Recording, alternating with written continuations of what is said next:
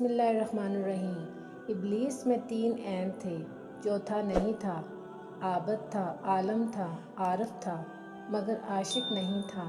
اگر عاشق ہوتا تو ضد نہ کرتا، سرسجود ہو جاتا۔ دنیا میں سب سے زیادہ وہ لوگ سکون میں رہتے ہیں جو مشکل وقت میں کہتے ہیں میرے لیے بس اللہ ہی کافی ہے۔ آپ محبت کا ہاتھ کسی جانور کے لیے بڑھا دیں گے تو وہ آپ کو مایوس نہیں کرے گا۔ یہ صرف اشرف المخلوقات کو حاصل ہے کہ وہ کسی کی دل سے دی ہوئی محبت کو بھی مٹی میں ملا دیتا ہے۔ جس نے نبھانا ہوتا ہے وہ 1000 غلطیوں پر بھی معاف کر دیتا ہے، اور جس نے نہیں نبھانی ہوتی وہ ایک غلطی کو ہی بہانہ بنا کر آپ کو چھوڑ دیتا ہے۔ کوشش آخری سانس تک کرنی چاہیے، منزل ملے یا تجربہ، یہ چیزیں دونوں ہی نایاب ہیں۔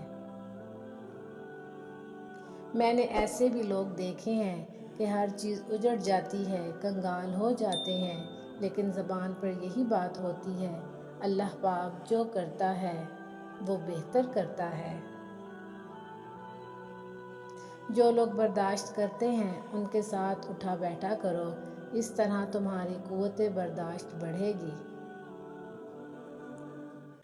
اپنے جسم کو ضرورت سے زیادہ نہ سنوارو، اسے تو مٹی میں مل جانا ہے۔ سنوارنا ہے تو اپنی روح کو سنوارو، کیونکہ اسے اللہ تعالیٰ کے پاس جانا ہے۔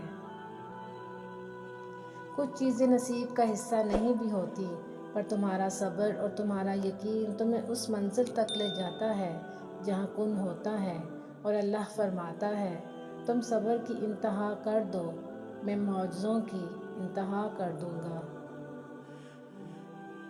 انسان پر مایوسی اور پریشانی تب آتی ہے جب وہ اپنے اللہ کو راضی کرنے کے بجائے لوگوں کو راضی کرنے میں لگ جاتا ہے۔ آج انسان پریشان ہے کیونکہ اس کے پاس ہر چیز کے لیے وقت ہوتا ہے سوائے نماز پڑھنے کے۔ اگر اپنوں کو گرانے میں آپ کو اپنی جیت لگے تو سمجھ جاؤ کہ آپ بہت گرے ہوئے انسان ہیں۔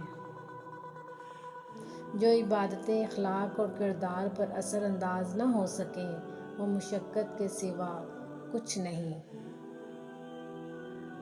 لوگوں کے ڈر سے حق بات کہنے سے نہ رکو، کیونکہ اللہ کے سوا نہ کوئی موت کو قریب لا سکتا ہے اور نہ ہی کوئی رزق کو دور کر سکتا ہے۔ جزاک اللہ۔ ویورز، اگر میری ویڈیو پسند آئی ہو تو اس کو لائک اور شیئر ضرور کیجیے گا، اور میرے چینل کو سبسکرائب ضرور کیجیے گا۔